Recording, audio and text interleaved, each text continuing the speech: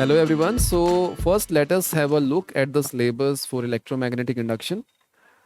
So first we have to cover electromagnetic induction, its definition and what is this phenomena. Then Faraday's law, then the concept of induced EMF and the induced current. Then the Lenz law, which tells us what is the direction of induced EMF. Then self and mutual induction. So to understand electromagnetic induction, first we have to study magnetic flux. Now, what is magnetic flux? So, qualitatively, we can say it is defined as the number of magnetic field line which is piercing a given area. So, if there is a, let us say this is the area, and there are some magnetic field lines. So, let us say these three field lines are piercing this area. Now, we have the same area, but let us say now, say four magnetic field lines are piercing this area. So, we can say the magnetic flux linked with this area will be more. Or mathematically, we can say the magnetic flux, which is denoted with phi, is B dot A. It is the dot product of magnetic field and the area vector, where A and the direction of the area vector is normal to the area. So this is the case when magnetic field is uniform over the entire area. But if the magnetic field is non-uniform over the area, then we will take a small area element. So we will define d phi, which will be B dot dA. And if you want to find the overall total flux through the area, so we'll integrate this. It will be integral B dot dA, right? And the unit for flux is, in SI unit will be Weber, and 1 Weber is 10 raised to power 8 Maxwell, where Maxwell is the CGS unit. So this is the CGS unit, and Weber is the SI unit. So we can say it is B dot A, right? So this is the magnetic flux. So B is in Tesla, A is in meter square. So I can say 1 Tesla meter square is nothing but 1 Weber. And 1 Weber we have given as 10 raised to power 8 Maxwell, right? Right? So do remember this. So 1 Tesla is 1 Weber per meter square. So that is for the magnetic field B. And do remember that 1 Tesla is 10 raised to power 4 Gauss. So I can write this as 1T as 10 raised to power 4 G. So we can denote Gauss with G.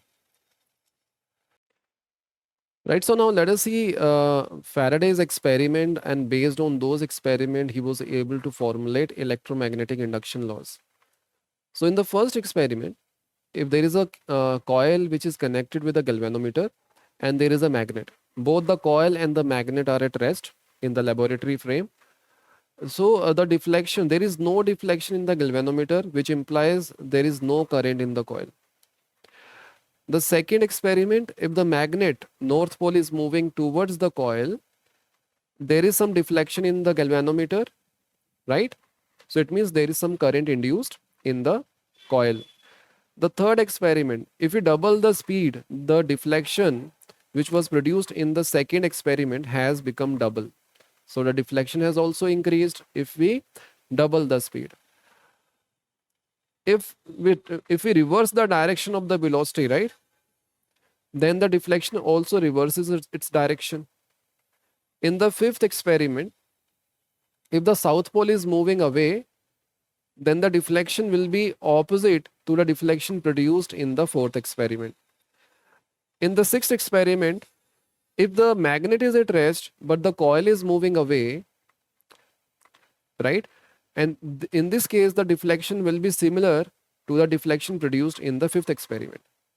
So based on these experiments, Faraday inferred that the current induced, it depends upon the relative motion between the magnet and the coil, and it also depends how fast or slow this relative motion is happening.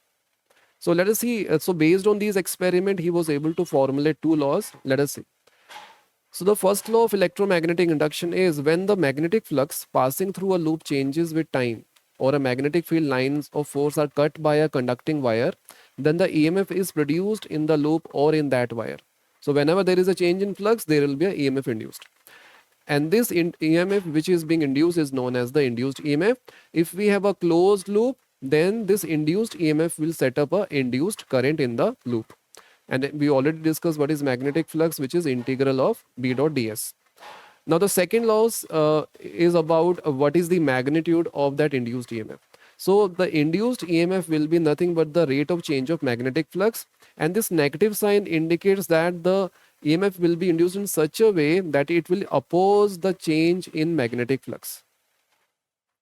Now the Lenz law tells us what is the direction of induced EMF. So according to this law, the induced current produced in a circuit always flow in such a direction that it opposes the change or the cause that produced it. For example, let me just show you with an illustration. So let us say this is the north pole of the magnet and this is the south pole of the magnet.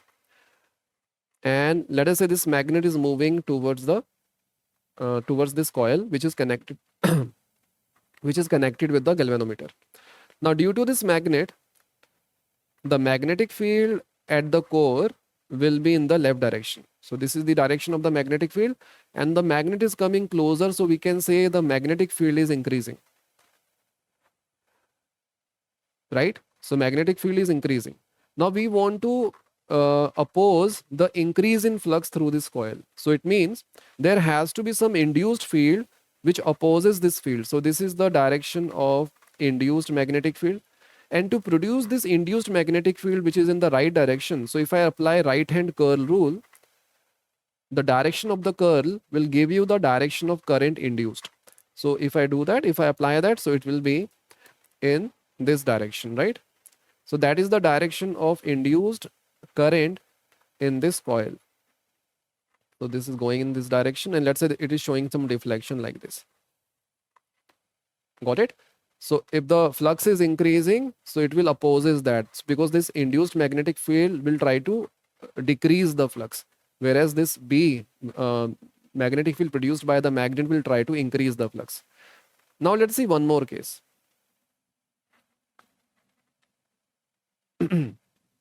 And okay, right. So let me also show the polarity of this coil. So if the induced magnetic field is in the right direction, so we can say this end will be north and this end will be south, right? Because magnetic field is in the right direction. Now let us see another case when the magnet is moving away. So this is the north pole and this is the south pole, and it is moving away with certain velocity. Now again, the direction of magnetic field by the magnet inside the core will be in left direction. But now this magnetic field is decreasing. So if this magnetic field is decreasing, we can say the flux linked with the coil is decreasing. So to oppose that, we have to increase the flux. So the induced magnetic field will be in the left direction, in the direction of the external magnetic field. So this will be the induced magnetic field. And if I apply right hand curl rule, the fingers, the direction of the curl give us the direction of the current. So it will be in the other way around. Right? So now can you see in the second case, the direction has reversed. And in this case, we can say the left end will be the north and the right end will be the south. And there is one more thing you can remember. If we have north here and north here, these north and north pole will repel each other. It means the coil is opposing the motion of the magnet. Similarly, in this case, we have a south pole and the north pole, right? And the south and north will attract each other. So it means the coil is trying to slow down the magnet. So in both the cases, the induced current will try to oppose the change that has produced it. So I hope it is clear. And how to find the induced EMF? It will be the rate of change of magnetic flux. So if there are n turns and phi is the flux linked with one coil, the rate of change of that will give us the induced EMF. And the negative sign indicates that the EMF will induce in such a direction that it will oppose the cause that has produced it. Okay, right. Now let us see a question. On what factors does the magnitude of the EMF induced in the circuit due to the magnetic flux depends? We have just seen EMF induced is minus d phi by dt. So it depends upon how the magnetic flux is changing. Let us see another question. Figure shows a current carrying a solenoid moving towards a conducting loop. So there is a conducting loop,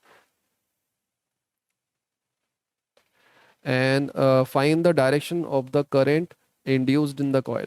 Now due to this solenoid, if I apply right hand curl rule, so this is the direction of the current. So it means the magnetic field at the core will be in the right direction. So that is the direction of the magnetic field. Similarly, at the center of the coil, the magnetic field is in the right direction. Now this is the external field, and it is and we have given it is moving towards the coil. Since it is moving towards the coil, this B is increasing. So the flux is increasing. So to oppose that, the induced magnetic field has to be in the left direction. So this is the B induced. So to produce B induced in the left direction, the current should be in this direction, right? Okay. So if you are looking at this coil from the right, the current will be clockwise. I hope it is clear. So in this question, we have given the electric current flowing in a wire in a direction from B to A and is decreasing. So it means di by dt is negative. So this is the current. Find out the direction of the induced current in the metallic loop kept above the wire as shown. So the wire and the loop, they are in the same plane, and the magnetic field produced by this current will be into the plane, right? Can we say that? By applying right hand curl rule, the direction of induced magnetic field, the direction of the magnetic field produced by this current will be into the plane. And this magnetic field will decrease because the current is decreasing and B is proportional to I. So since I is decreasing, B should also decrease. Since B is decreasing, induced EMF will be such that it will oppose that decrease. To oppose that decrease, the induced field should be in the same direction. So this is the B induced. So if B induced is into the plane, then if I apply right hand curl rule where thumb is pointing into the plane, then the direction of the curl gives us the direction of the induced current. So in this case, this is the direction of the induced current. So you can remember one concept, like if the magnetic field is decreasing, then the induced magnetic field will be in the same direction. If the magnetic field is increasing, then the induced magnetic field will be opposite to that.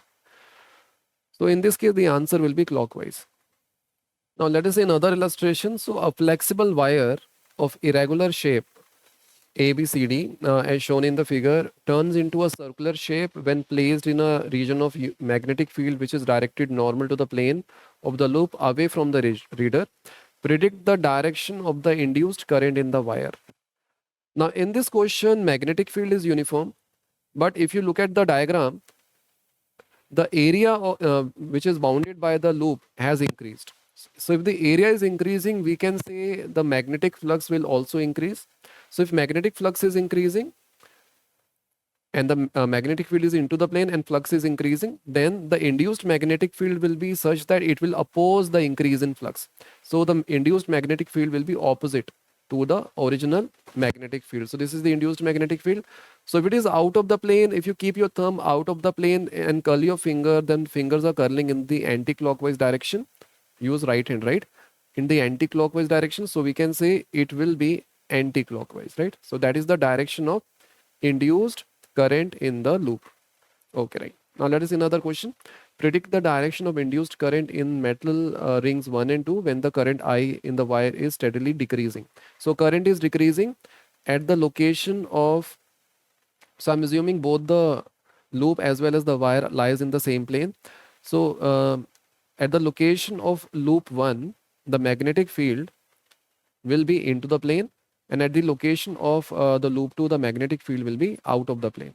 Because we know that if there is a wire which is having current, then the magnetic field will form concentric circles, right? So at the top it will be into the plane, and at the bottom it will be out of the plane. And the current is decreasing. It means if this is B and this is B, both like magnetic field are decreasing. So they are decreasing. So it means the induced magnetic field will be in the same direction, right?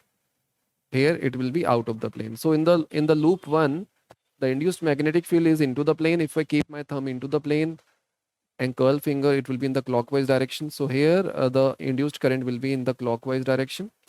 And in this in the coil 2, the induced field is out of the plane. So the fingers are curling in the anti-clockwise direction. So it will be anti-clockwise direction, like this. In this it will be clockwise. Right, now let's see another question. A bar magnet is moved in the direction indicated by the arrow between two coils PQ and CD. So there is a coil PQ and there is a coil CD. Both the coils are connected with separate ammeters. Predict the direction of induced current in each coil. So we have to find the direction. So now it will be much easier to understand this. So there is a north pole. So this is the north pole, and this is south pole, and it is moving away from the first coil. Now the magnetic field produced by the bar magnet at the core of the first coil, it will be in the left direction, right? Similarly, the magnetic field produced by this bar magnet at the core of second coil will be in the left direction. And this magnet is moving away from the first coil. Since it is moving away, this B is decreasing. If B is decreasing, induced magnetic field should be in the direction of the magnetic field.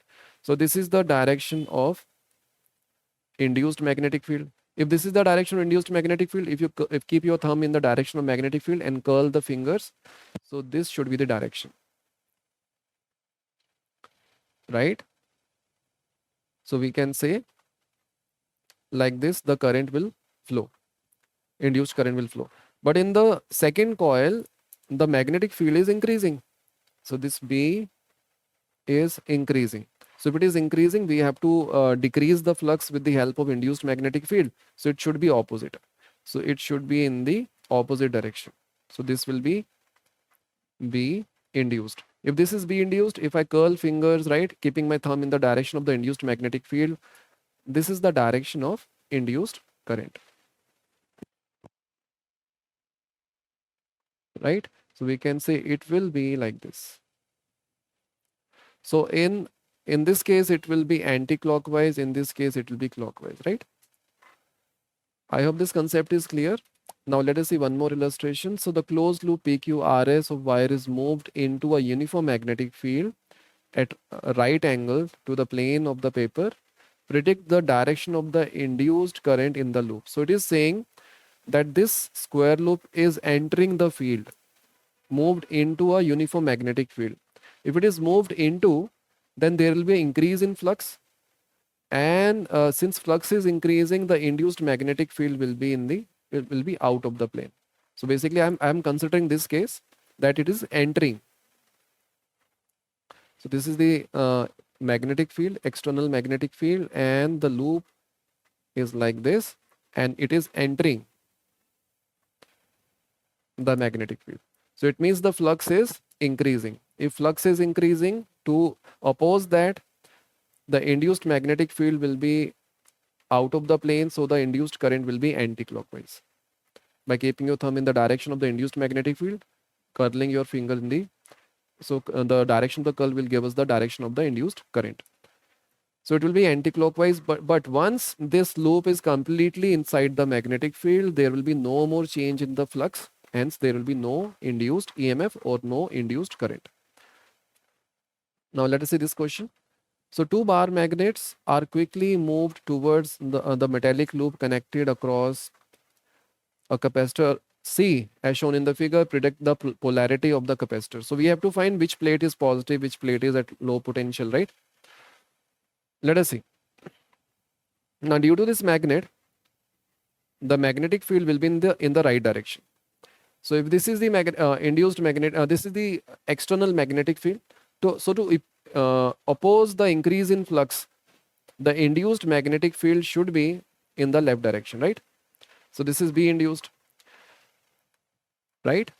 And okay, right. And this is for this is due to the left bar magnet. Now let us understand what happens if we are moving right bar magnet towards the coil.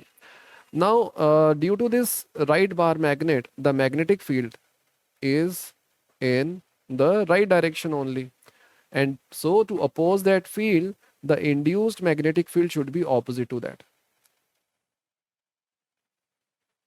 So this is B induced. So in both the cases, we are getting B induced in the left direction. So if I keep my thumb in the direction of the induced magnetic field and curl the finger, so we can say the current will flow like this, and this plate will become positively charged and this will be negatively charged.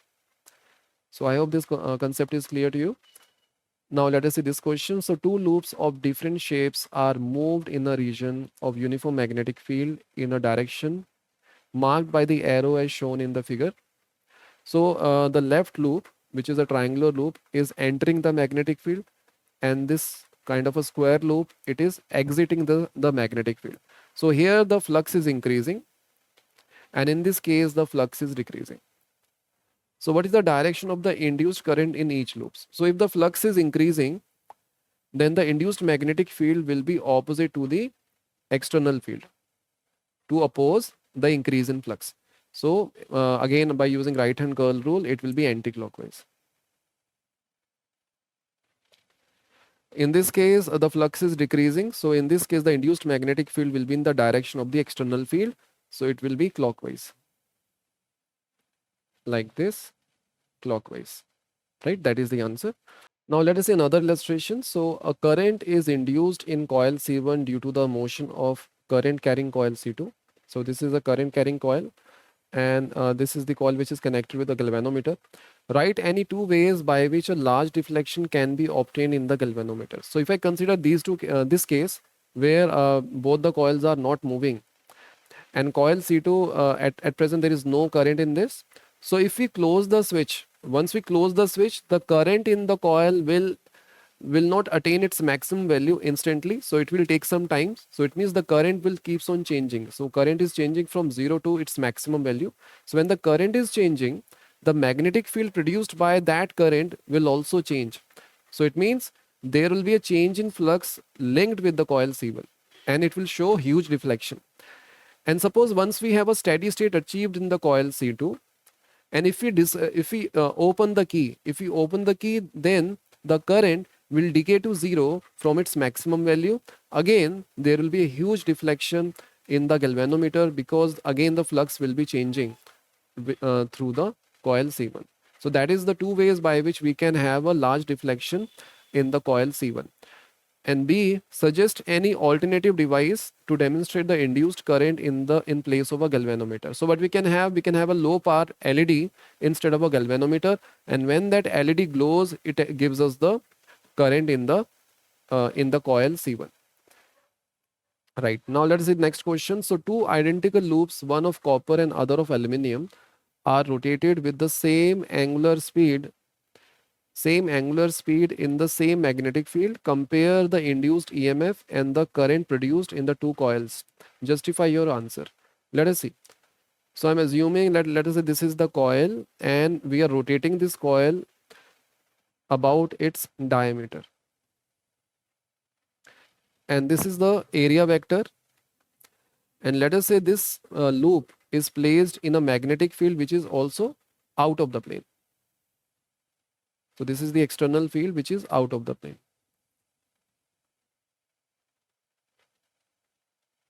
And it is rotating with an angular velocity omega, right?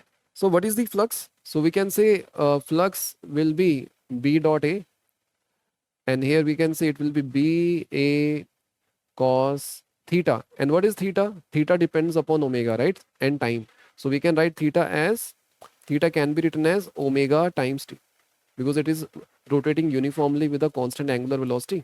So it will be B A cos omega t. So that is the flux. So if we want to find the EMF induced in the coil, so we can differentiate this, and induced EMF is minus d phi by dt. So it will be minus B A omega times minus cos omega t, right? Because the differentiation of cos omega t will be minus omega sine, not cos, sine omega t. Here we'll have sine omega t. So this negative will get cancelled out. So this is the EMF induced, which is B A omega sine omega t. Now if this is the EMF induced, then what is the current? So induced current will be E divided by the resistance, where R is the resistance of the coil. So it will be B A omega by R sine omega t. Now let us see the question. So compare the induced EMF. So one coil is made of copper, other is made of aluminium, and the resistance of copper is less than the resistance of aluminium. So we can say the current induced in copper will be greater in comparison to current induced in the aluminum, because induced current is inversely proportional to the resistance. Now the second part, the current produced in the two coils, okay, and the induced EMF. So there will be no change in the induced EMF, because induced EMF does not depends upon the resistance. It only depends upon the area bounded by the loop, or the angular velocity of the coil with which it is rotating, or the external magnetic field. So there will be no change in the induced EMF, but there will be a change in the induced currents, or you can say there will be a difference in the induced current. So in case of a copper, it will be greater than the aluminum, but EMF induced in copper will be same as the EMF induced in the aluminum, right? Now let us see the next concept, which is known as motional EMF. So we're going to consider three cases when we have a rod which is perpendicular to the magnetic field, and the velocity is also perpendicular to the magnetic field. The second case when we have an inclined rod, and third case when the rod is rotating. So let us study one by one. So we have given a conducting rod, and let us say the length of the rod is L. So this length is L, and this rod is placed in external magnetic field which is into the plane. And we want to find what is the EMF induced in this conducting rod. If you remember, in Faraday has carried out some experiment, and based on those experiment, he formulated some laws, and in the law it is clearly mentioned, if there is a conducting wire which is open, right, which is not closed, if that wire cuts the magnetic field lines, there will be a EMF induced in that wire. Now in this case, the field line is into the plane, and this rod is cutting it like a knife, right? It is cutting it like that. So if it is cutting, we can say there will be an induced EMF. So let us see how we can find the induced EMF in this rod. So what we're going to do, let us find the area swept by this rod in time dt. So let us say this rod sweeps that much length. So this length will be the speed. Let us say the v is the speed, right? V is the speed of this rod, which is perpendicular to the length. So we can say this will be speed into time dt. Now how much flux, magnetic flux, is linked with this area swept? So we can say it is d phi. So d phi is area, or you can say flux linked with swept area. So I can say it will be magnetic field, which is B, and the area, which is V dt times length. So that is a rectangle, so it will be V dt times L. So this is d phi. So from here we can say d phi by dt will be BLV. So we can say the magnitude of induced EMF will be BLV. Now let's see how we can find the polarity of induced EMF. So what we can do, you can consider a positive charge in the rod. Now and you can assume that this positive charge is moving in the direction of the rod, so which is in the right direction. It is moving with velocity v. So what is the magnetic force experienced by this positive charge? So that by v cross b, it will be in the upward direction. Now this positive charge will try to move in the upward direction, and the negative charge in the rod will try to move in the downward direction. So there will be an accumulation of positive charge on the top, and there will be an accumulation of negative charge on the bottom. So the top end will be at high potential, and the bottom end will be at low potential. So we can say the equivalent circuit of this rod can be shown like this. So we have a battery where this end will be at high potential and the bottom end will be at low potential. And the EMF is nothing but BLV. I hope this concept is clear. Now let us see the case when the velocity is not perpendicular to the length of the rod. So we have given a rod, and this is the direction of velocity, and this angle is theta. Now again, what I'm going to do, first let us draw the magnetic field lines. So this is the magnetic field which is into the plane.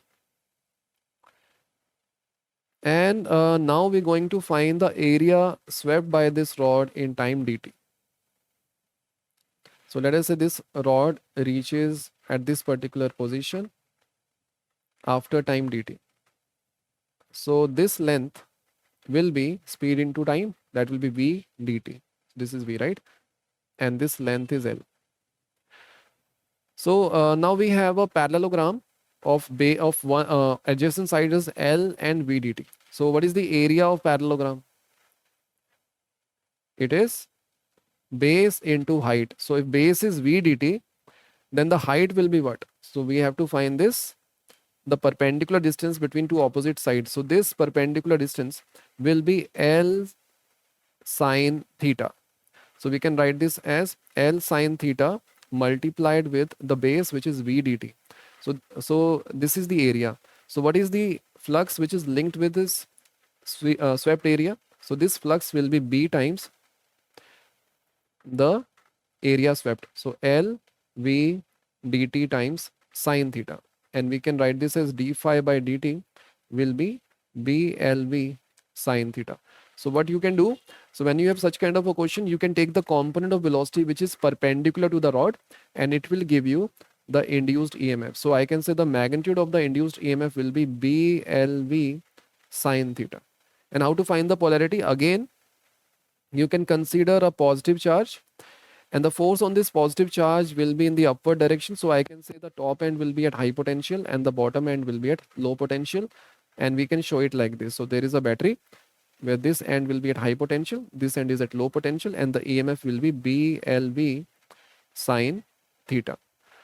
Right, now let us see another case when we have a rod which is rotating in magnetic field. So let us say the magnetic field is into the plane.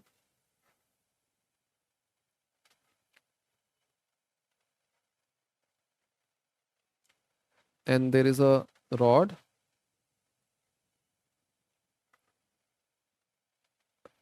and it is rotating about an axis which is passing through one of its end, about this axis. And it is rotating in a plane which is perpendicular to the magnetic field. And the length of this rod is L. This is a conducting rod, and the angular velocity is omega. Now we want to find what is the what is the EMF induced in this rod. So what we're going to do in this case, we'll consider a small element. And let us say this small element is is at a distance x, and the length of this element is dx. Now, what is the velocity of this element? So we have studied what is the like rotation of a rigid body about a fixed axis. So velocity will be given as r omega. So the radius for this element will be nothing but x. So the velocity will be x omega. Now if I consider only this element has a length dx, its velocity is x omega, and it is placed in a magnetic field which is into the plane. Now magnetic field, length and velocity all are mutually perpendicular to each other. So we can say the induced EMF in this small element will be BLV. So B is the magnetic field, L is the length of this element, and times V is x omega. Now this is a small amount of EMF induced in that particular length. Now if you want to find the EMF induced in the entire rod, we have to integrate this.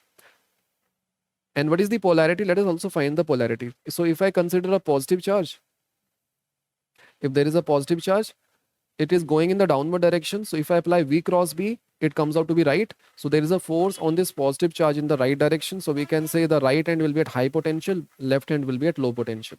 So the same working can be done for all elements. So it means this end will be at high potential and the end which is hinged is at low potential. So if I integrate this, so B and omega are constant, so we can bring them out of the integration. So we have integral x dx, where x is varying from 0 to L. So it will be B omega L square by 2. So this is the EMF induced. If I want to show the equivalent circuit diagram for this rod, it will be like this. So there is a negative potential, this will be positive potential, and EMF will be B omega L square by 2. So again, you have to remember this formula for rotation and also the two formula that we have studied, right? So here we have BLB, here we have BLB sine theta. In this case, we have B omega L square by 2. Now let us see some question. State Lenz's law, we have already discussed this. A metallic rod held horizontal along the east-west direction is allowed to fall under gravity. Will there be an EMF induced in this at its end? Let us see.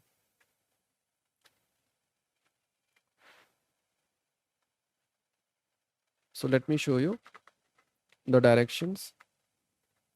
Let us say this is north, this is south, this is east, and this is west. And we know that Earth's magnetic field is from south to north. So this is the direction of, let us say, magnetic field, right?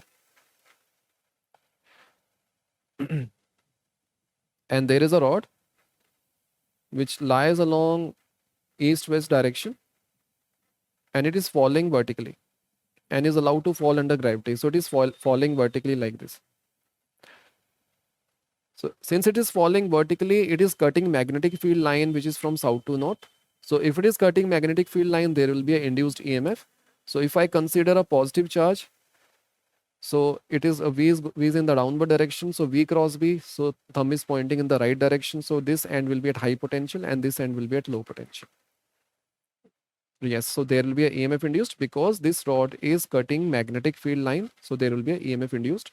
The end which is towards east will be at high potential and the end which is towards west will be at low potential. Now let us see another question. A wheel with 8 metallic spokes, each 50 centimeter long. Okay, so we have given a wheel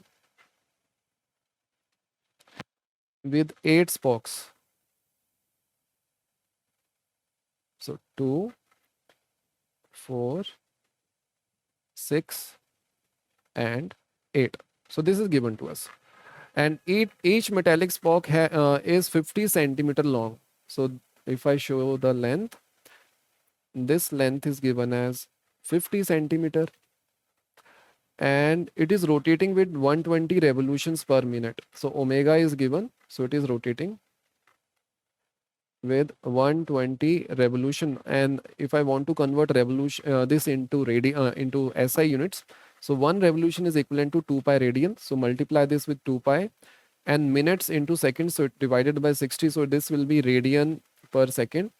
So we will get 4 pi radian per second. So that is the angular velocity of this wheel. In a plane normal to the horizontal component of Earth's magnetic field. So what does it mean? If this is ground, so this is the horizontal component of the Earth's magnetic field and this is the vertical component. The Earth's magnetic field at a place is 0.4 Gauss, and we know that 1 Tesla is equivalent to 10 raised per 4 Gauss and 1 Gauss is equivalent to 10 raised per minus 4 Tesla. So 0.4 Gauss will be equals to 0.4 times 10 raised per minus 4 Tesla. So now we know what is the Earth's magnetic field in terms of Tesla.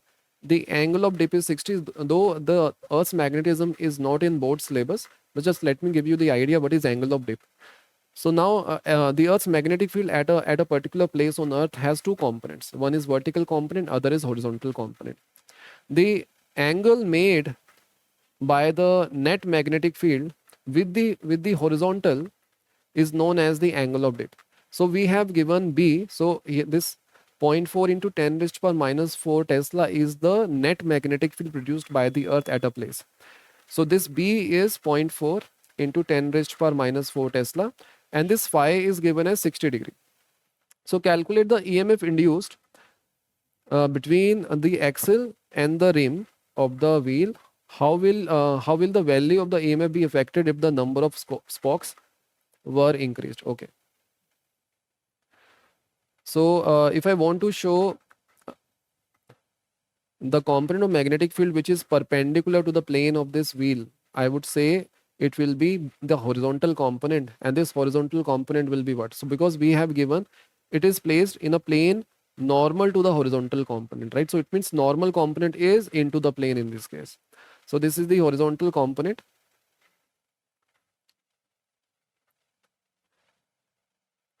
So we can say BH will be B net multiplied with cos phi. B net is 0.4 into 10 raised power minus 4 Tesla times cos 60, which is 1 by 2. So this will be 2 into 10 raised power minus 5 Tesla. So we know what is the magnetic field, and all these spokes are conducting, right? And they are rotating in this plane. And we know what is the formula of EMF induced. So if I consider one particular section, one particular spoke, if I consider this spoke, then I can say the equivalent. So if I consider the positive charge and it is rotating clockwise, then it is going in this direction. So this is the direction of velocity. So V cross B. So we can say the radially outward. So this end will be at high potential and this end will be at low potential. The same working we can do for all spokes. So this will be at high potential, this will be at low, high potential, low potential, high potential, low potential, right? Write this. And if I want to show the equivalent circuit diagram, I can show 8 batteries like this. And each battery has a EMF which is B omega L square by 2. And here B is nothing but BH, right? So we can say it will be 2 into 10 raised power minus 5. Omega is 4 pi. L is the length, which is 0.5 divided by 2. So this comes out to be 4 5 is a 20. So 2 pi into 10 raised power minus 5 volts. Now that is the EMF induced.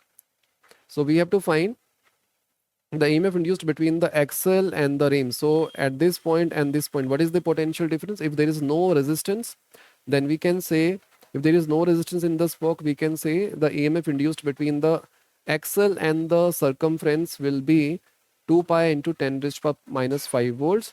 How will the value of EMF be affected if the number of spokes were increased? If the number of spokes were increased, there will be no change in the EMF induced between the axle and the rim. I hope this concept is clear. Now let us see another question. A rectangular loop and a circular loop having the same area are moved out of a uniform magnetic field to a field-free region with a constant speed v. Would the induced EMF remains constant in the two loops as they move out of the field region? Let us see. Let us consider the first case.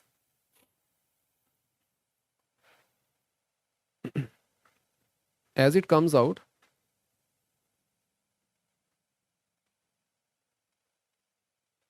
let us like this. Can you see the flux is decreasing, right? So in this case, the flux is decreasing and it is decreasing at a constant rate, right? Because the width, it has a uniform width. Since the width is uniform, the area is decreasing at a constant rate. So the flux is decreasing at a constant rate. So EMF induced will be constant. But in this case, we have a oval, right? So as it comes out, the width, let me just show you.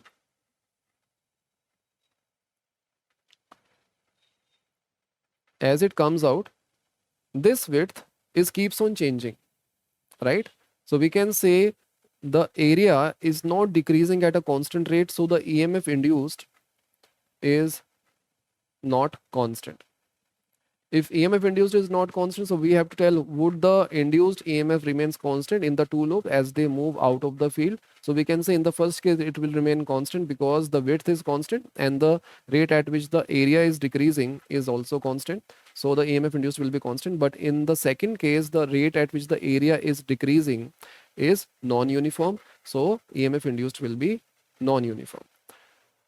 Right, now let us see the next question. A metallic rod of length L is rotated with a frequency nu, with one end hinged at the center and the other end at the circumference of a circular metallic ring of radius r. Radius r, okay. Rod having length L and the circumference of a circular metallic ring of radius r about an axis passing through the center and perpendicular to the plane of the ring. Okay, a constant uniform magnetic field B parallel to the axis is present everywhere. Using Lorentz force, explain how EMF is induced between the center and the metallic ring and hence obtain the expression for it. Let me draw the diagram. So we have given a ring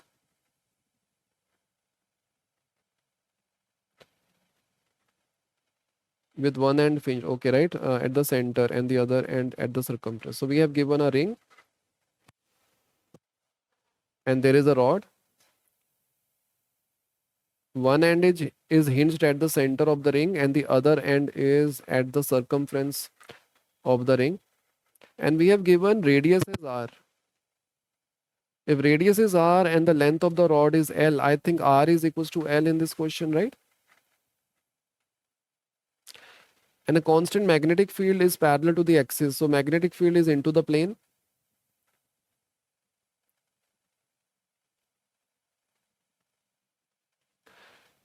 And hence obtain the expression for it. So we have to find the induced EMF in this rod. We know the answer, it will be B omega L square by 2.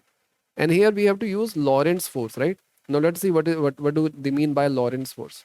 So if I consider a particle or a charge in this rod, this particle will experience a magnetic force, is let us say it is rotating with omega. So its velocity will be x omega, right? So we can say the force, magnetic force experienced by this particle, charged particle, will be Q V B, right? Q V cross B. So that is the magnetic force. And what is the direction? It will be in the left direction.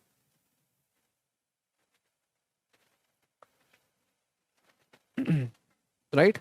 And we can say there is and due to this magnetic force, this end will be at high potential and this end will be at low potential, right? So when there is no more separation of the charges, whatever charges which were there in the rod, it will have net force 0. So there will be no force acting on them, so they will not be moving. So in that case, we can say the magnetic force will balance. Magnetic force balance the electric force. And this electric force is produced because of the separation of charges. So we can say there is an electric force which is in the right direction, and that will be Q times E. So we can say FB will be equals to FE, and FB is Q x omega B, and FE is Q times E. So this Q will get cancelled out, and this electric field can be written as dV by dx, right? dV by dx. So from here we can say dV will be omega B x dx. So we integrate this, we'll get omega B, and we are doing this integration from 0 to L. So this will be L square by 2, and this V is nothing but the induced EMF in the rod, and the equivalent circuit diagram will be like this. So this is positive, this is negative, and it will be B omega L square by 2. So I hope this concept is clear to you. Now let us see another question. A jet plane is traveling towards west at a speed of 1800 kilometers per hour. Okay, right. First, let us convert this into meters per second. So 1800 multiplied with 5 by 18, it gives us speed in meters per second. So this will be 100. So it comes out to be 500 meters per second. Now let us see the first question. Estimate voltage difference or EMF induced developed between the ends of the wing having a span of 25 meter. So there is a jet plane and this length is given as 25 meter. If the Earth's magnetic field at the location has a magnitude of 5 into 10 raised to power minus 4 Tesla and the dip angle is 30. So we have already seen what is angle of dip. So this, if this is the horizontal and this is the horizontal component of Earth's magnetic field, and this is the vertical, and this is the net field, right?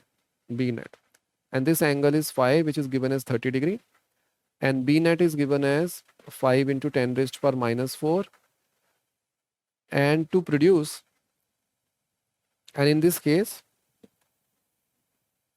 the vertical component, you can say it is into the plane.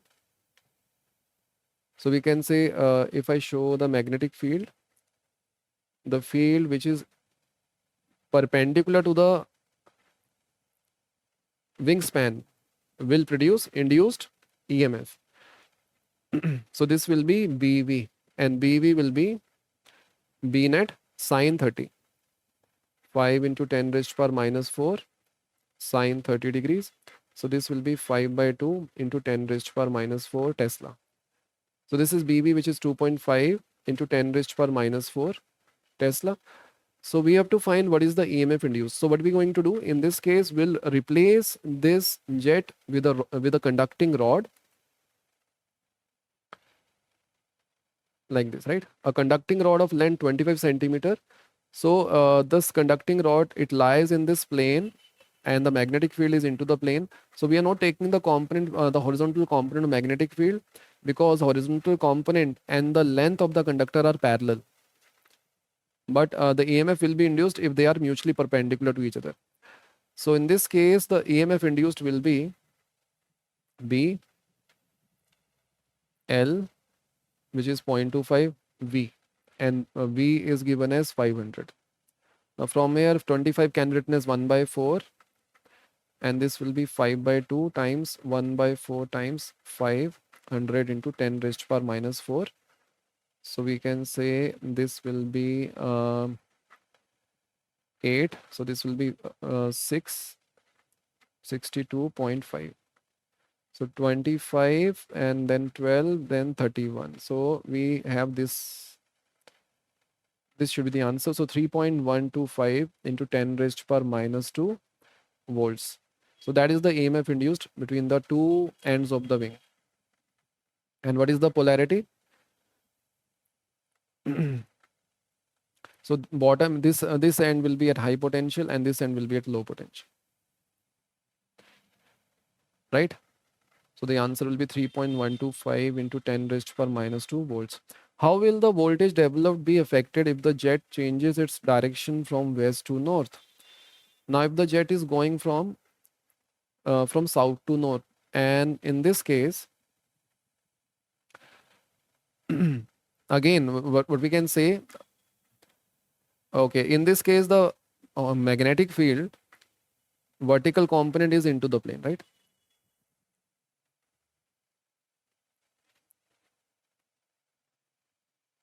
So now what we're going to do, we'll replace this jet with a conductor, with a straight conductor, right? Now this conductor is going in this direction. So there will be no change because magnetic field will remain BV. So we are not taking BH component, because BH component will be perpendicular to the conductor, right? It will be perpendicular to the conductor, but the velocity and the magnetic field are parallel to each other. So in this case, BH is parallel to the velocity. If they are parallel to each other, then there will be no EMF induced by BH component, but BV is perpendicular to velocity and BV is also perpendicular to the length of the conductor, so it will produce EMF. But the answer will remain same. So even in this case, the answer will be BVLV, right? So it comes out to be 3.125 into 10 raised to power minus 2 volts. Right, so now let us see the next illustration. So state Faraday's law of electromagnetic induction. We have already discussed this. Figure shows a rectangular conductor PQRS in which the conductor PQ is free to move in a uniform magnetic field B perpendicular to the plane of the paper. The field extends from x equals to 0 to x equals to B and is 0 for x greater than B, right? So there is a field from x equals to 0 to x equals to B, but there is no field between x equals to B up to x equals to 2B. The field extend, okay, right? So assuming, and it is 0, right, for x greater than B. Okay, right. Assume that only the arm PQ possess resistance R. So it has some resistance R. When the arm PQ is pulled outward from x equals to 0 to x equals to 2B and is then moved back to x equals to 0 with a constant speed V, obtain the expression for flux and the induced EMF. So what we have given, this rod, it is going from x equals to 0 up to B with a constant speed and then comes back with the same speed, right? So this happening with the constant speed. It goes there and comes back with the same speed.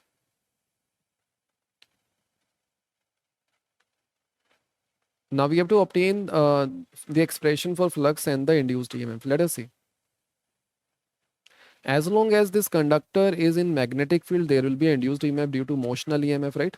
Because it is moving, so there will be some motional EMF. and it is going in the right direction. So how to find the direction of the induced EMF? So if I consider a positive charge, it is going in the right direction. So V is in the right direction, and magnetic field is out of the plane. So if I apply if I apply a curl rule, so you can say if I curl my fingers from V to the magnetic field, right? So thumb is pointing in the downward direction. So this end will be at high potential and this will be at low potential, right? Or there is another way to find out the induced EMF, or what you can say initially. So if you consider this area, so this area is increasing, right? Since this area is increasing, there will be a increase in flux. If flux is increasing, the magnetic field due to the induced current will be into the plane, because to oppose that change. So if it is into the plane, so if you curl your fingers in the clockwise direction, then the direction of induced current will be like this. So this is the direction of induced current. So that's why the polarity will be like this. So this end will be at high potential, this end will be at low potential. Right. So from 0 to B, from x equals to 0 to x equals to B, what is the EMF induced? So we can say EMF induced will be BLV, and B is given as V only, L is length. Length is not given, so I'm taking it as L only. So this is L, and velocity is given as V. That is the EMF induced. So if I plot this, and what is the flux? Let us also find the flux. So flux is increasing. So I can say this will be BA, right? And magnetic field is constant. Area is increasing. So let me show you.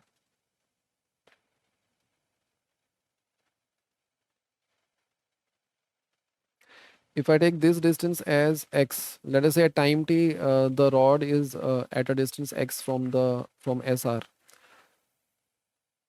So we can say at this instant, what is the flux? So flux will be BA, which is B, area will be x times the length, right? So what is the EMF induced? It will be minus d phi by dt, which is minus BL dx by dt. And dx by dt is nothing but V. So that will be minus BLV. So that is the EMF induced.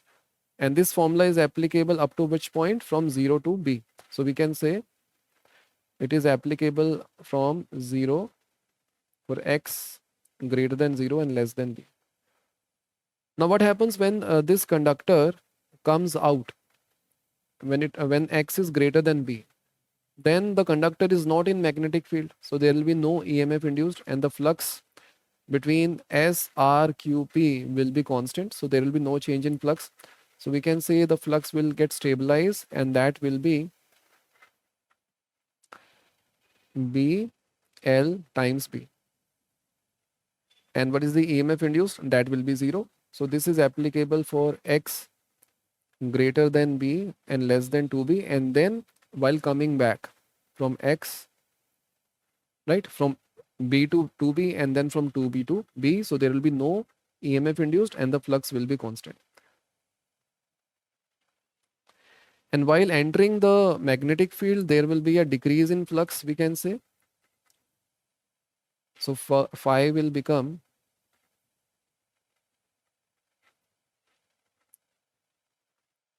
phi will be BXL only, right?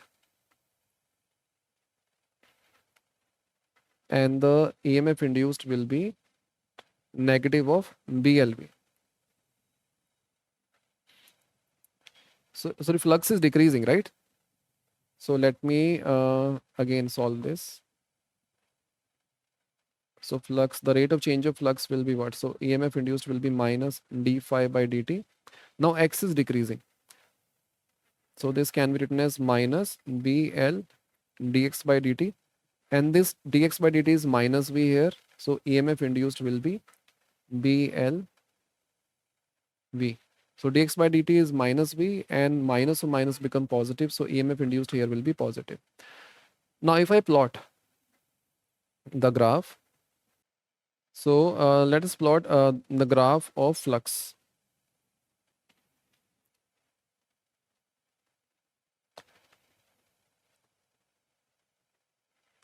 So we have flux, and this is from x equals to 0,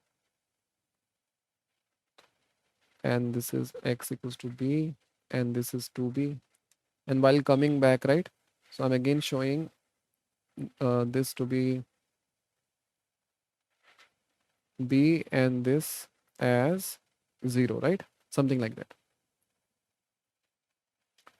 So first, the flux is increasing linearly with x because it is blx. So it will be a straight line.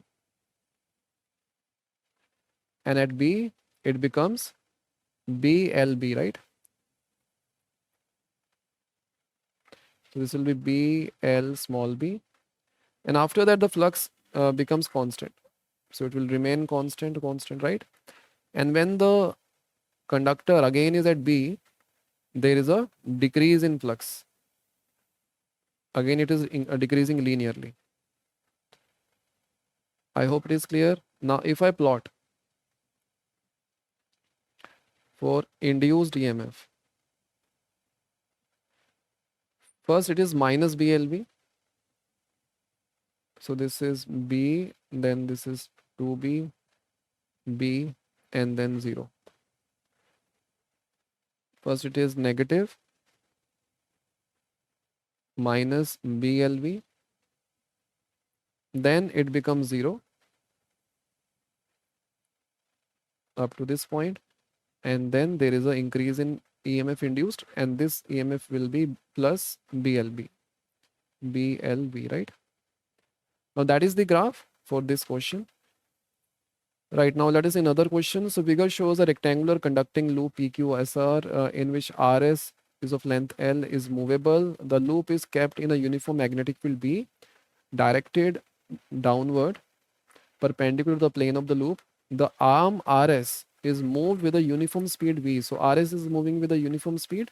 So we know that if a conductor is moving, then there can be a induced EMF. Reduce an expression for the EMF induced across the arm RS. Since RS is moving and the length and velocity are perpendicular, and both of these are perpendicular to the magnetic field, so the EMF induced will be BLB, and we've already seen the derivation for that. Okay, so this is BLB. The external force required to move the arm and the power dissipated as heat. So external force required to move the arm. I think they want to say the arm is moving with a uniform speed, right? But if we have a current carrying conductor, there will be a magnetic force. So what is the polarity? So this end will be at high potential, this will be at low potential. So this is the direction of the current. Now if this is the direction of the current, we know the force experienced by a current carrying conductor is IL cross B. Now due to this force, there will be a magnetic force on this conductor RS in the left direction, because L vector is from S to R and the field is into the plane. So the thumb is pointing in the left direction. I'm applying L cross B, right? So thumb is pointing in the left direction. This is the magnetic force. So FB is I L B. Now what is current here? So we know the EMF induced. So the current will be EMF induced, that is BLB, divided by the resistance, where we have given resistance or not. Let us see. So I'm assuming there is some resistance, right? So there is some resistance R, that is in this conductor RS. So this is the current. So I can say it will be B square L square V by R. So that is the magnetic force. Now if I want to move this conductor uniformly, so there has to be another force, so that the net force on the conductor to be 0. If the net force is 0, we can say the conductor can move uniformly. So F external, so if this is the conductor, this is the magnetic force. So there has to be an external force which is opposite to magnetic force, and both these forces should be having the same magnitude. So F external will be equals to B square L square V by R. So that is the answer of B, the second part. The power dissipated as heat. So we know that power is F external. So in this case, it will be F dot V, right? Since the rod is moving uniformly. So F is in the right direction, velocity is also in the right direction. So we can say it will be F external times V.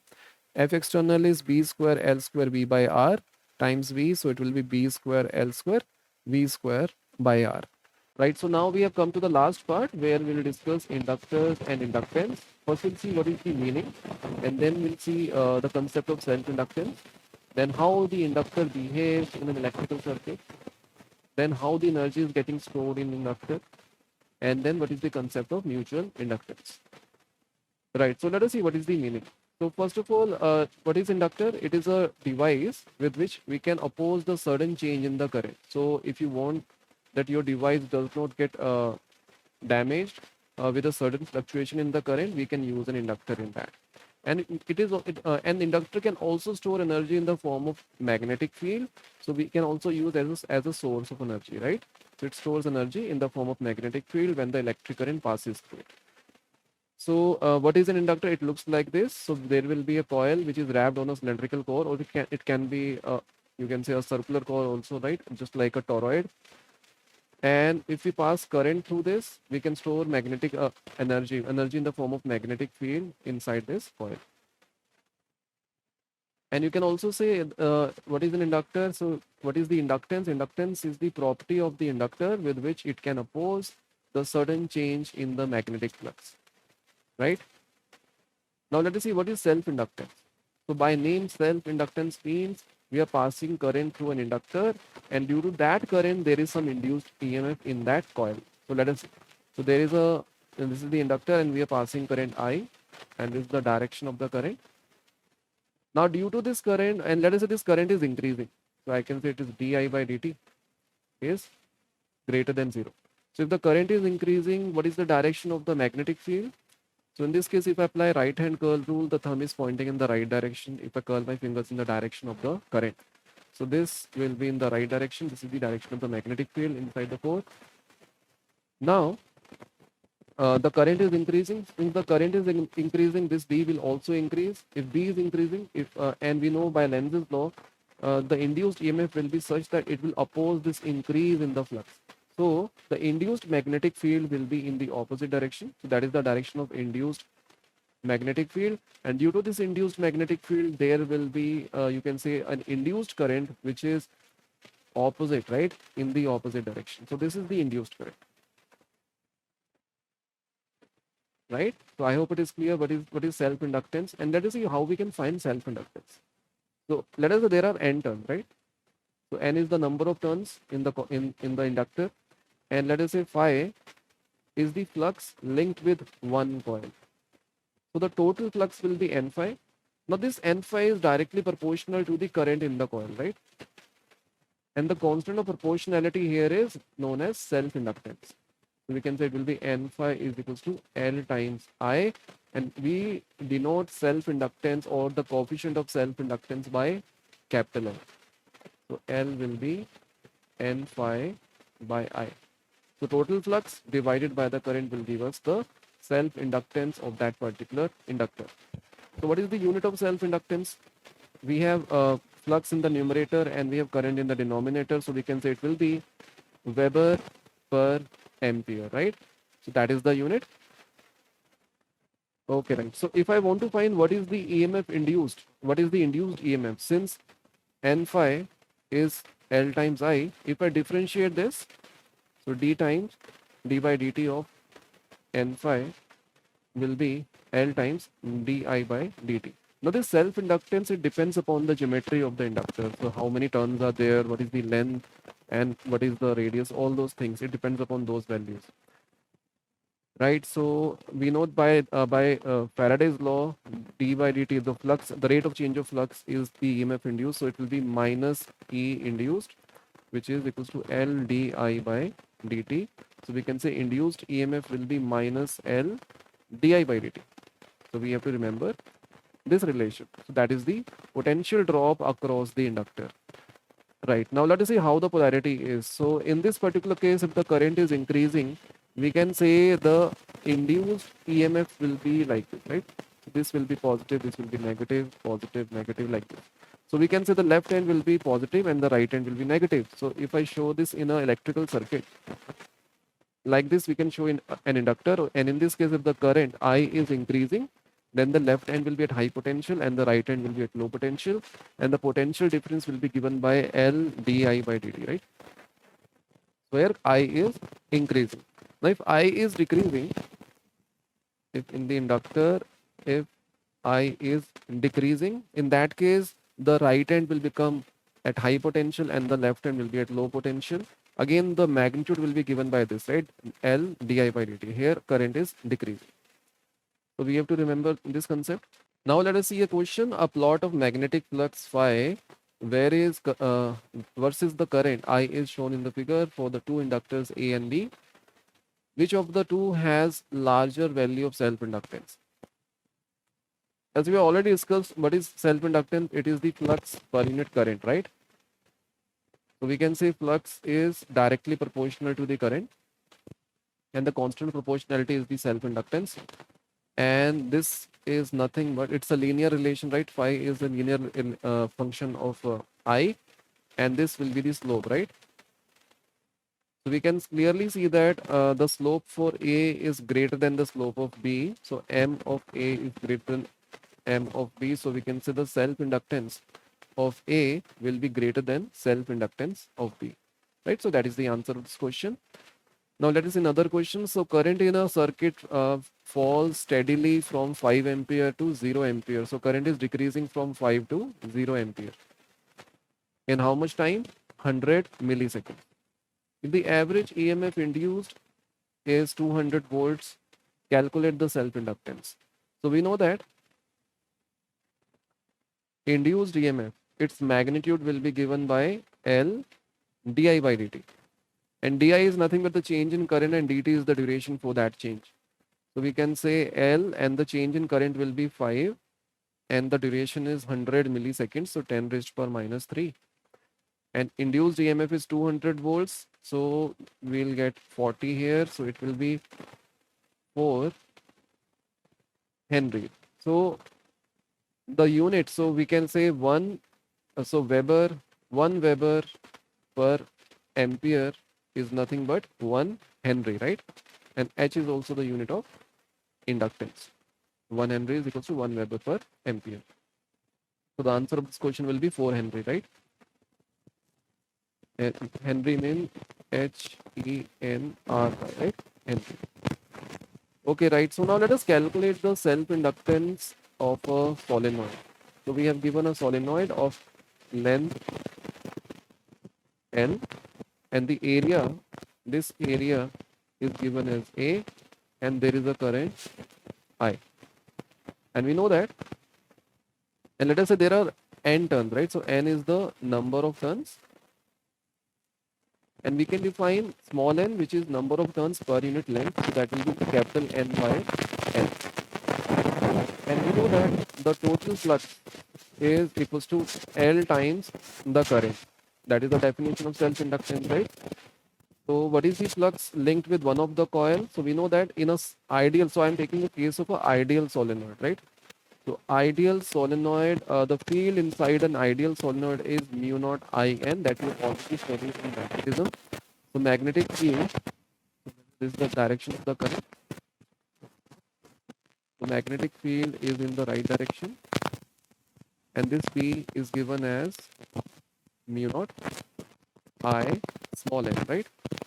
So phi will be B times A. So B is mu naught IN and area is given as A only, right? So if I multiply this with the number of turns, we'll get the total flux. So N times mu naught I N A divided by the current will give us the self-inductance of a solenoid, ideal solenoid. Let us simplify this.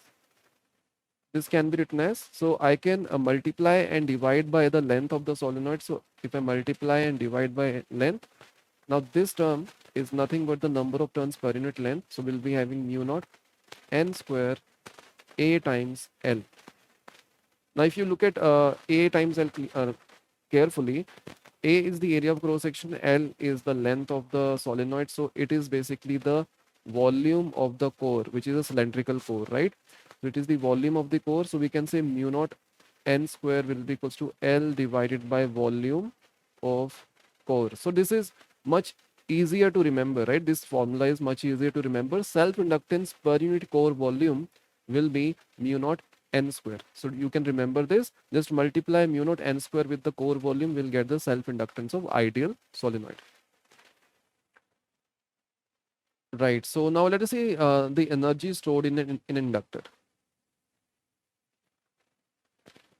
So we know that in case of an inductor, the induced EMF is L di by dt, right? Its magnitude will be this, right? And the rate at which the energy is being stored or the power will be induced EMF times the current. Is it clear? So if I substitute the value, so L di by dt times I, and here we have du by dt. So this dt will get cancelled out. So we can say we have du equals to L times I times di. Now if we integrate this, that is the current is increasing from 0 to the value I. So the energy stored will become U.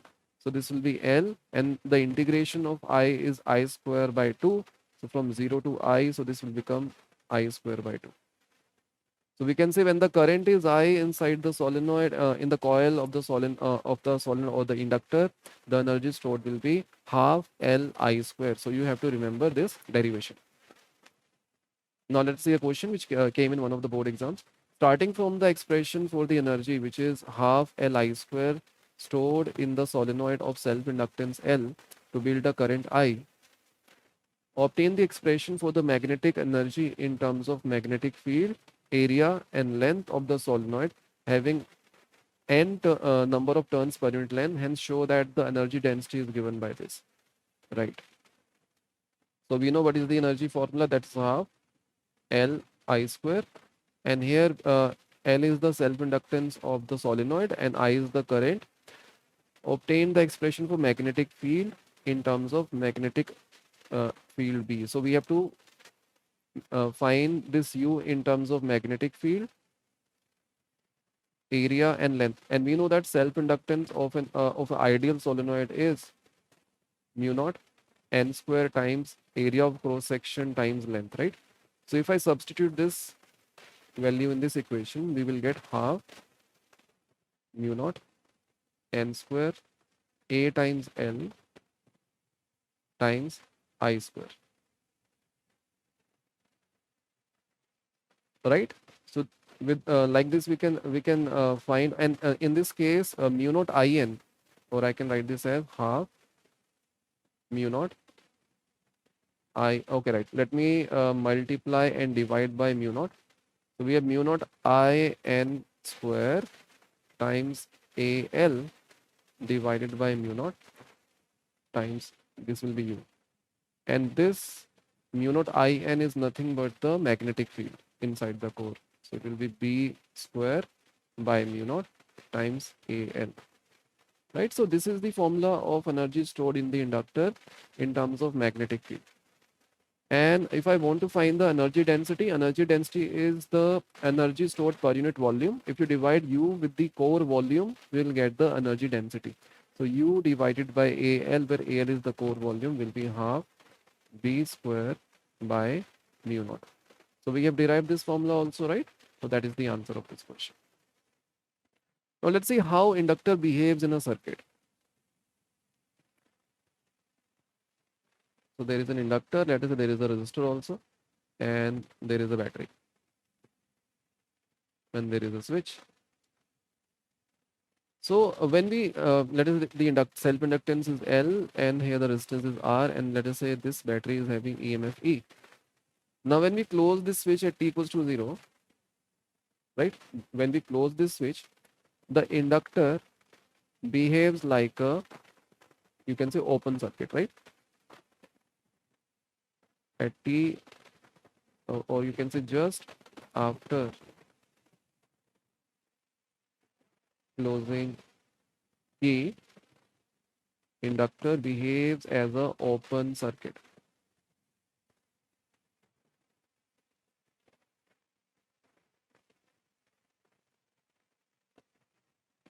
something like this. You can say it is behaving like this. There will be no current in the circuit, right? Like this. That you have to remember. Or let us say after a long time, and after a long time means when the steady state has been achieved.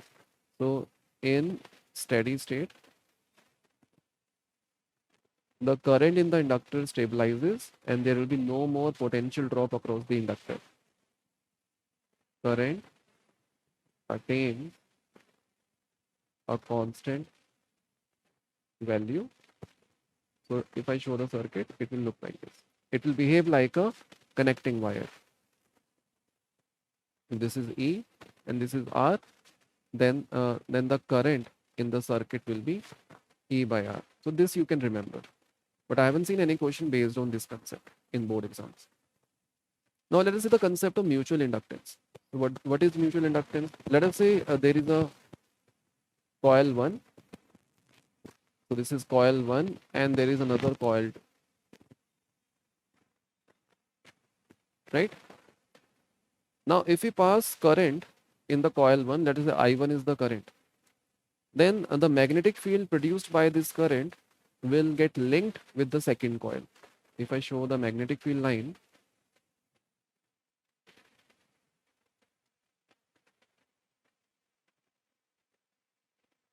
so like this, the magnetic field lines are getting linked with the second coil,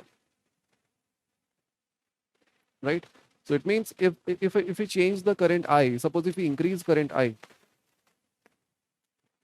the magnetic field linked with the coil 2 also changes. If B increases, then we can say the magnetic field produced by the first coil also increases. So the flux linked with the second coil will also increases. So as the flux increases, and we know that whenever flux changes, there is an EMF induced. So there will be some EMF induced in the second coil. And in this case, we are using some primary winding to induce EMF in the secondary winding, right? So C1 we can say is the primary coil and C2 is the secondary coil.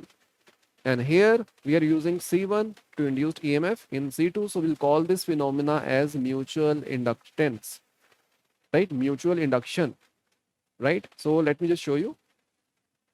Now this phi 2 will be directly proportional to the current in the first winding, right? Or first coil. And the constant of proportionality is known as the mutual inductance. So this will be M times I1. And what is phi 2? So we can say phi 2, okay, right. So this is phi 2 and from here we can say M will be phi 2 by I1. I hope it is clear. Now if I want to find the EMF induced, so what is the EMF induced? Let us find that. So EMF induced in the second winding will be negative of d phi 2 by dt, and this can be written as minus m di1 by dt. What I have done, I've just differentiated phi 2 with respect to time and then multiplied that with negative 1. So we'll get the EMF induced in the second winding. Okay, right. So if suppose there is a current in the coil 2 and we want to find what is the induced EMF in the coil 1. So let us see. There is a current I2, and if I2 increases, there will be a magnetic field B2 which is also increasing. Now this B2 is linked with the first coil. So the flux linked with the first coil also increases. If flux is changing, there will be a EMF induced in the first coil. So we can say phi 1 will be directly proportional to I2, and the constant proportionality will be mutual inductance. So phi 1 is equals to M times I2, and the EMF induced in the first coil will be minus d phi 1 by dt, which is minus M di2 by dt. Now in both these equations, these two equations, this mutual inductance will be having same value, right? Whether you are studying one coil with respect to the another or the second coil with respect to the first, we'll get the same mutual inductance. So do remember this. Right, so on what factors mutual inductance depend? Let us see. It depends upon the number of turns in both the coils N1 and N2. It also depends upon the area of cross section. It also depends upon the distance between the two coils. If the distance is greater, then the mutual inductance will be less. And it also depends upon the coupling factor. What is coupling factor? Let us see how the two coils are oriented with respect to one another. So in this particular case, both the coils are wounded on the same, you can say, cylindrical core. So in this case, the mutual inductance or the coupling constant will be having the maximum value. Now in this case, they are a certain distance apart, right? So in this case, the coupling constant will be slightly less than the coupling constant in the first case. Now in this case, the field produced by the first coil will be parallel to the plane of the second coil. So in this case, coupling constant will be nearly 0. There is no coupling constant. And we'll see what is coupling constant, right? So we'll derive this, that the coupling constant is defined as mutual inductance of the two coils divided by square root of L1, L2, where L1 is the self-inductance of first coil, L2 is the self-inductance of the second coil. Okay, right. So it depends upon coupling constant, how the two coils are like oriented with respect to one another. It also depends upon the self-inductance that we have seen. Mutual inductance is K times square root of L1 and L2. And magnetic permeability of the medium. It also depends upon the medium of the core and orientation of the two coils. So you have to remember these points on what factors the mutual inductance depend. Right. So let us see a question. How does the mutual inductance of a pair of coils changes when the distance between the coil is increased? So if the distance increases, mutual inductance decreases. Number of turns in the coil is increased. If we increase the number of turns, again the mutual inductance will increase, because we have seen mutual inductance is coupling constant times the square root of L1, L2. Got it? Right. So let us now derive the formula for mutual inductance of two solenoids which are wrapped on the same cylindrical core. So that we have two coils, one is red, other is green, and we are passing current I1 in the red coil, and we'll see what is the flux linked with the green coil. So let me write down the detail, the parameters for the red coil. So we can say I1 is the current, N1 is the number of turns in that coil, and small n1 is N1 upon L, where number of turns per unit length, and area is the area of the core, right? Now let us see the parameters for the green one. Green coil, we have N2. N2 is the number of turns, and small n2, which is number of turns per unit length, and then the area of cross section. Now let us find the flux. So flux linked with the green will be number of turns in the green times the magnetic field, or you can say yes, times the magnetic field produced by the first coil or the red one, times the area of cross section. I hope it is clear. So if I simplify this, V1 is mu naught I1 times N1, I1 times N1 and times A, right? So that is the overall total flux linked with the green coil. And if I simplify this, if I divide and multiply with L, now this term is nothing but number of turns per unit length for the green one. So this will be N2 mu naught N1 AL times I1, right? So we can say this is phi 2, and phi 2 is directly proportional to the current, and we know that the constant of proportionality will be mutual inductance between the two solenoids. So M comes out to be mu naught N1 N2 times AL. Got it? So this is mutual inductance. Now let us see what is the coupling constant for this particular case. And we know that coupling constant is mutual inductance upon square root of L1, L2. Now what is L1? L1 will be mu naught N1 square times AL, that we have already derived in the last section. And L2 will be mu naught N2 square times AL. So we can say if I divide this with square root of L1, L2, so we have mu naught square N1 square N2 square AL square.